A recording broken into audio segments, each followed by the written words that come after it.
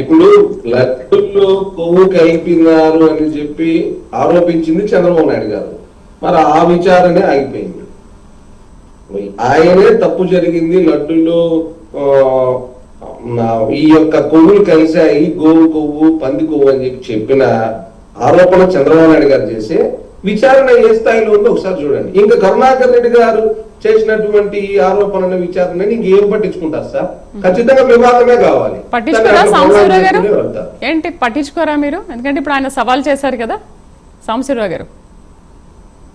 మరి నేను ఏమన్నానంటే అలాంటి సిస్టమ్ ఇన్ ప్లేస్ ఉంటే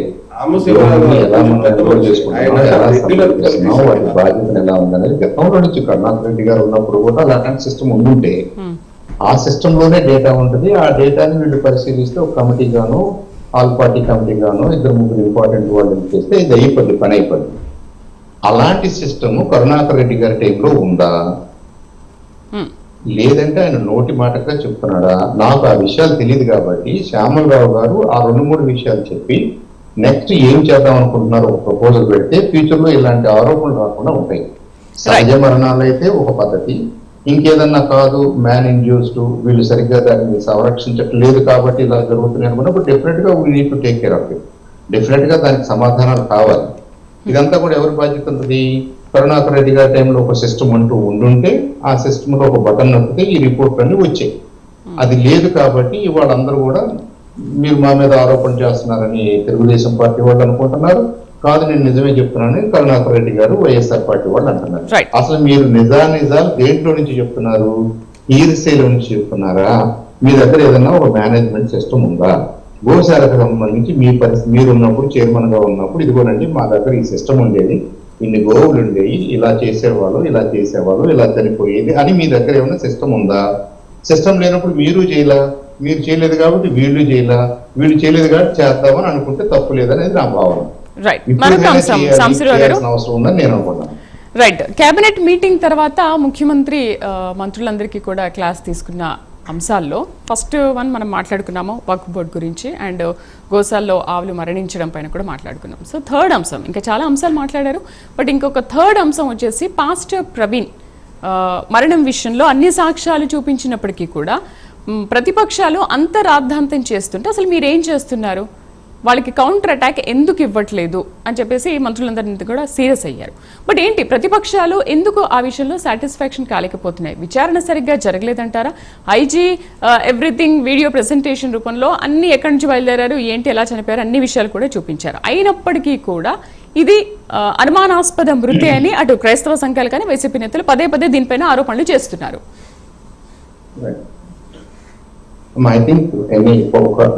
ఇంపార్టెంట్ పర్సన్, సమాజంలో గుర్తింపు ఉన్న పర్సన్, చాలా మంది అభిమానించే పర్సన్ చనిపోయినప్పుడు న్యాచురల్ గా రకరకాల యాంగిల్స్ లో దాన్ని విశ్లేషిస్తారు. కొన్ని కాన్స్పిరసీ థియరీలు కూడా ఉత్పన్నం అవుతాయి. అదొక ప్రవీణ్ గారి విషయం కాదు, గతంలో జరిగినటువంటి అన్ని మేజర్ యాక్సిడెంట్స్ అనుకోండి, డెత్స్ అనుకోండి, వాటిలో కొంత అనుమానాలు ఉంటాయి, అది సహజం. ఇక్కడ అదే దానికి నేను వాళ్ళు అనుమాన పడతానో వాళ్ళు అలా మాట్లాడతానో నేను వెంటనే విమర్శించలేదు. అలాంటి స్కోప్ ఉంటుంది. అలాంటి స్కోప్ను కూడా మనం సాటిస్ఫై చేసే విధంగా మన ఇన్వెస్టిగేషన్ ఉండాలి, మన రిపోర్టింగ్ ఉండాలి, మన హ్యాండ్లింగ్ ఉండాలి. ఐ థింక్ నేను వాచ్ చేసిన దాన్ని బట్టి ఆంధ్రప్రదేశ్ పోలీసులు చాలా జాగ్రత్తగా ప్రవీణ్ గారు బయలుదేరిన దగ్గర నుంచి ప్రవీణ్ గారికి ఆ ఇన్సిడెంట్ జరిగింది, మధ్యలో ఎన్ని ఇన్సిడెంట్స్ జరిగింది, ఏమేమి జరిగింది కొద్దిగా క్రోనలాజికల్ గా విజువల్ గా ఆథెంటిక్ గా టైం స్టాంప్స్ తోటి వాళ్ళు ఎస్టాబ్లిష్ చేయగలిగారని నాకు అనిపిస్తుంది. బట్ ఇంకొకరికి అలా అనిపించకపోవచ్చు. ఇంకొకరికి ఈ బైక్ మీద అటు పక్కన మార్పు ఉండాలి, ఇటు పక్కన మార్పు ఉంది, ఇది అలా ఉంది, ఇది ఎలా ఉంది, రకరకాల ఉన్నారు. అసలు ఇన్వెస్టిగేషన్ పూర్తి కాక ముందే బయటకు వచ్చేసి దీన్ని హత్య అన్నవాళ్ళు ఉన్నారు, ఇది హిందూ మతస్థులు హత్య చేశారన్న వాళ్ళు ఉన్నారు, కొన్ని ఏజెన్సీస్ ని పేరు పెట్టిన వాళ్ళు ఉన్నారు. అవన్నీ ఏంటంటే అభూత కల్పనని తెలిసిపోయింది ఇప్పుడు మనం. కాబట్టి let's not jump to criticism. ఇప్పుడు మన పోలీసు వాళ్ళు తయారు చేసినటువంటి ఈ ఇన్వెస్టిగేటివ్ రిపోర్ట్ లో ఇంకా ఏమైనా అన్ఆన్సర్డ్ క్వశ్చన్స్ ఉన్నాయా? ఏమంటే మీరు 10 గంటలప్పుడు ఇలా జరిగింది అంటున్నారు, 11 గంటలప్పుడు ఇలా జరిగింది అంటున్నారు, ఈ 10 నుంచి 11 మధ్యలో ఇంకేం జరిగి ఉంటుందో మాకేమన్నా ఎవిడెన్స్ ఇవ్వగలరా అది మాకు ఈ విధంగా ఉపయోగం అని ఎవరైనా అడగగలిగితే పోలీసు వాళ్ళు కూడా ప్రయత్నం చేస్తారు. 100% ట్రాక్ వాళ్ళు ఫోటోగ్రఫీ చేయట్లేదు కదా, మనం నేచురల్ గా ఇంటర్మీడియట్ గానే మనం ఎవిడెన్సెస్ క్రియేట్ చేస్తాం. ఒక స్టోరీ లైన్ క్రియేట్ చేస్తారు. ఆ స్టోరీ లైన్ ఫ్యాక్ట్ కి దగ్గరగా ఉంటుంది అనేది మనందరి నమ్మకం. అది కోర్టు కూడా నమ్మశక్యంగా ఉంది అనేది పోలీసు వాళ్ళకు ఉన్నటువంటి కాన్ఫిడెన్స్.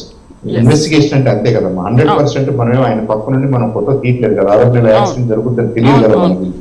సో ఇలా జరుగుతున్నప్పుడు తొందరపడి మాట్లాడిన చాలా మంది ఆయన అభిమానులు కానివ్వండి, లేదా మత ప్రబోధకులు కానివ్వండి, పెద్దలు కానివ్వండి, వాళ్ళు సైలెంట్ అయ్యారు. అదొక మంచి సిగ్నల్. అంటే వాళ్ళు కొద్దిగా అర్థం చేసుకున్నారు, మనం అనుకున్నది కాదు, ఏదో జరిగింది అనేది. ఇంకా ఇద్దరు ఎక్స్ట్రీమ్ గా ఆలోచిస్తున్నారు, వాళ్ళకి ఇంకా కాన్స్పిరసీ థియరీలు వాళ్ళ మనసులో ఉన్నాయి, వాళ్ళకి ఇంకా అన్ఆన్సర్డ్ క్వశ్చన్స్ ఉన్నాయి. Probably police also will try to resolve those things in due course. ఏదేమైనా ప్రవీణ్ గారి విషయంలో వన్ సైడ్ గా అంతమంది మాట్లాడుతున్నప్పుడు ప్రభుత్వం వైపు నుంచి మనం కూడా ఎక్స్ప్లెయిన్ చేయాలి కదా అనేది ఇవాళ చంద్రబాబు నాయుడు గారి అభిమతం అయ్యింటే అది చెప్పాడని మీరు అంటున్నారు. కాబట్టి ఇప్పుడు నేను కూడా నాలాంటి వాళ్ళు కూడా ఏం ఆలోచించారంటే, ఇది ఎమోషన్స్ హైగా ఉన్నాయి. ఒక మనిషి చనిపోయినప్పుడు న్యాచురల్ గా బాధ ఉంటుంది, వాళ్ళ అభిమానుల్లో బాధ ఉంటుంది. మనం ఇప్పుడు ఏదో మాట్లాడే దాన్ని కాంప్లికేట్ చేసే కంటే let the investigating authorities work. వాళ్ళు చేసిన తర్వాత పని, దాంట్లో నిజాలు ఎవిడెన్సెస్ అన్ని వచ్చిన తర్వాత కొద్దిగా అన్ఆన్సర్డ్ క్వశ్చన్స్ ఉండొచ్చు.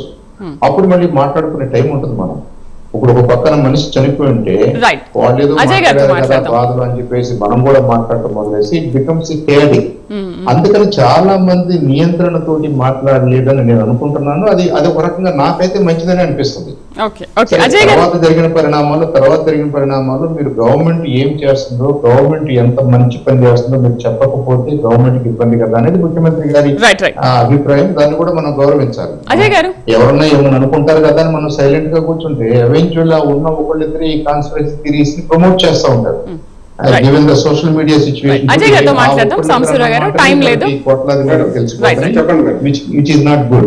అజయ్ గారు ఏంటి మరి గవర్నమెంట్ అలర్ట్ గా ఉండాలి. గవర్నమెంట్ లో ఉన్న వాళ్ళు మీరు కొద్దిగా ప్రొయాక్టివ్ గా దీన్ని ఎక్స్ప్లెయిన్ చేసి మీరు అసలు విషయాన్ని ప్రజలకు చెప్పాలంటే మనం ఏదో తప్పు చేస్తాం అనే అభిప్రాయం ఉంటుంది అనేది సీఎం గారి అభిప్రాయం, విచ్ ఇస్ రైట్. ఇన్స్టిట్యూషన్ ఆయన చెప్పేది అదే కదా, ఆయన చెప్పాల్సి. అజయ్ గారికి అవకాశం ఇద్దాం. సాంబశివరావు గారు, టైం లేదు. ఒక నిమిషం. అజయ్ గారు, ఏంటి మరి 600 CCTV ఫుటేజ్లను అంతగా సేకరించి 18 to 19 days కష్టపడి చాలా బాగా ఎక్స్ప్లెయిన్ చేశారు ఐజీ కూడా. అయినప్పటికీ కూడా మీకు పాస్టర్ ప్రవీణ్ విషయంలో ఎందుకన్ని అనుమానాలు రేకెత్తుతున్నాయి? మరోవైపు సమాజంలో అశాంతి రేపే అల్లర్లు సృష్టించాలని చూస్తున్నారని చెప్పేసి వైసీపీ నేతలు ఇలా చేస్తున్నారని చెప్పేసి టీడీపీ ప్రధాన ఆరోపణ.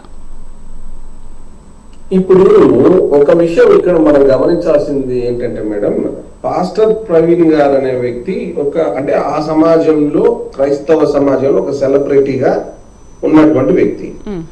ఆయన విగత జీవిగా చనిపోయి పడున్నాడు.